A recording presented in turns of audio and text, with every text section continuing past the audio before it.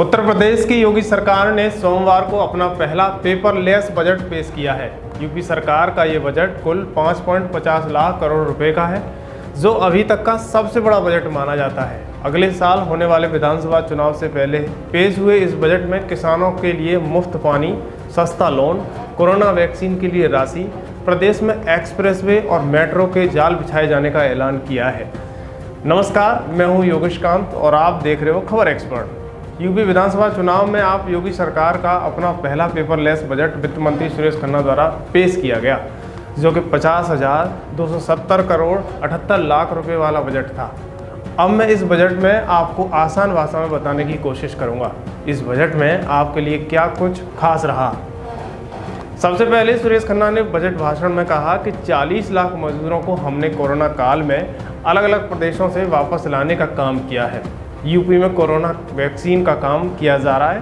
राज्य में टेस्टिंग की रफ्तार बढ़ाई गई है और करीब 1.5 लाख बेड बनाए गए हैं। तो वहीं आत्मनिर्भर यूपी पर वित्त मंत्री सुरेश खन्ना ने बजट भाषण में ऐलान किया कि महिला सक्षम योजना को अब प्रदेश में लागू किया जाएगा।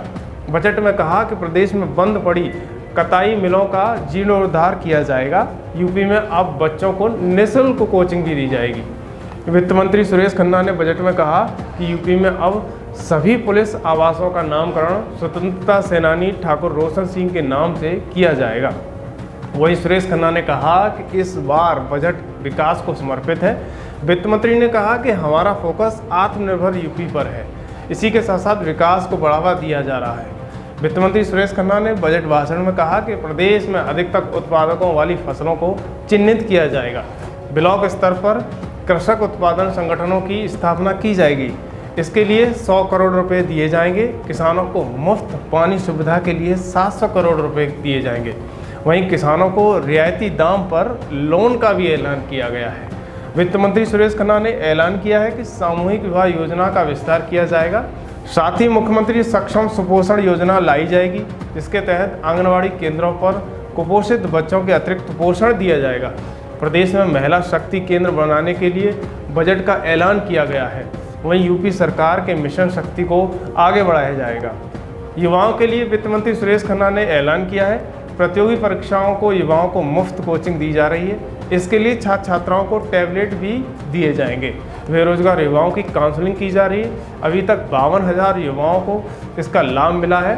अब कई अन्य जनपदों में भी ऐसे ही एजुकेशन सेंटर बनाए जाएंगे। यूपी सरकार ने कहा है कि मेरठ में स्पोर्ट्स विश्वविद्यालय बनाया जाएगा। वहीं ग्रामीण क्षेत्रों में ओपन जिम भी बनाए जाएंगे।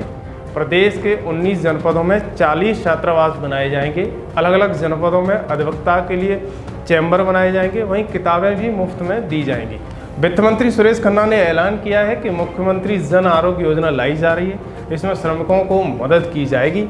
महिलाओं व श्रमिकों को बराबरी की दिहाड़ी दिलाने के लिए सरकार सलाहकार कमेटी भी बनाएगी।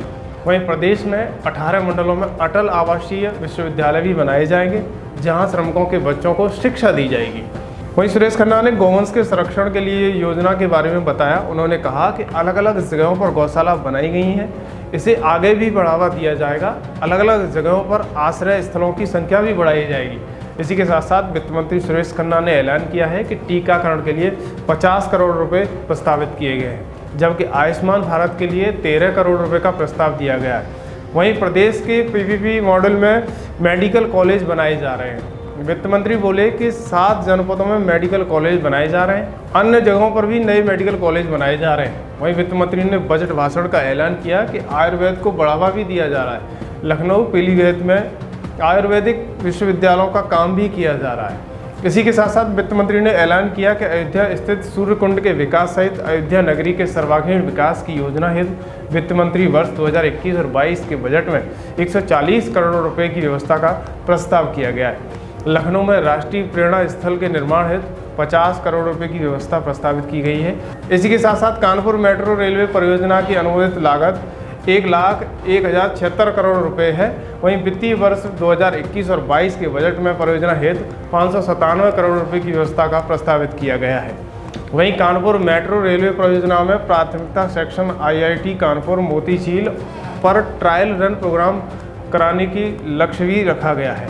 इसी के साथ साथ नहर परियोजना हेतु 976 करोड़ रुपए, सरयू नहर परियोजना हेतु और 610 करोड़ रुपए पूर्वी गंगा नहर परियोजना हेतु, 271 करोड़ रुपए केन बेतवा लिंक नहर परियोजना हेतु, वहीं 104 करोड़ रुपए के बजट की भी व्यवस्था पास की गई है।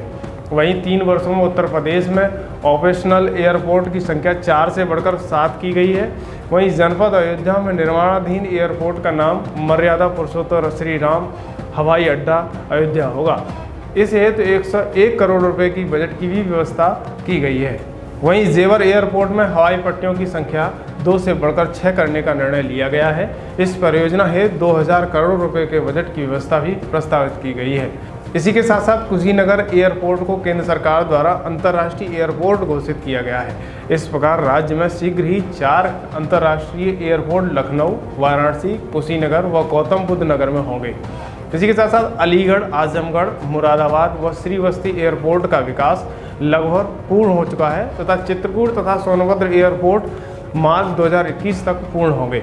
इसी के साथ साथ वित्त मंत्री ने ऐलान किया है कि दिल्ली, मेरठ RRTS के लिए 1326 करोड़ रुपए, गोरखपुर मेट्रो, वाराणसी के लिए 100 करोड़ रुपए दिए गए हैं। वित्त मंत्री सुरेश खन्ना ने ऐलान किया है कि जेवर एयरपोर्ट के पास एक इलेक्ट्रॉनिक सिटी भी बनाया जाएगा। प्रदेश में अलग अलग जगहों पर IT पार्क भी बनाए जाएंगे।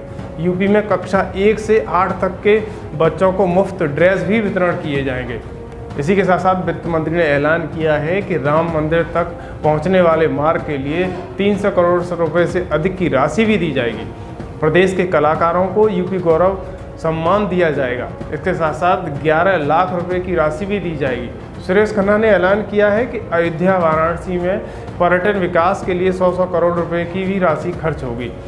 योगी सरकार के विधानसभा चुनाव से पहले अंतिम पूर्ण बजट पर आपकी क्या राय है, हमें कमेंट बॉक्स में ज़रूर लिखें और खबर एक्सपर्ट चैनल को सब्सक्राइब करें।